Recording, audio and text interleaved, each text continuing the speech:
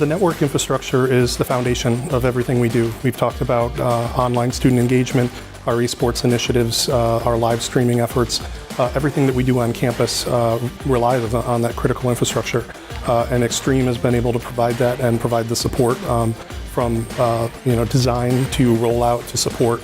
Since we deployed Extreme, we've had the ability to better manage our network from a security standpoint, and also allow more access to personal and Internet of Things devices across campus. Extreme has done a terrific job in helping SUNY Canton grow its esports team and get our name out there. So it's been a great partnership for us. They've helped us with our marketing, and we've partnered with them on a number of different initiatives that have went really well and gotten SUNY Canton's name out there, helped us build our reputation in esports. So Extreme has just been a wonderful partner, and we couldn't thank them enough for helping us really get things rolling over the last year and a half. Extreme Networks GTAC support has been fantastic. In my opinion, it should be an industry standard. Our local engineers and account reps have been fantastic, available virtually 24/7.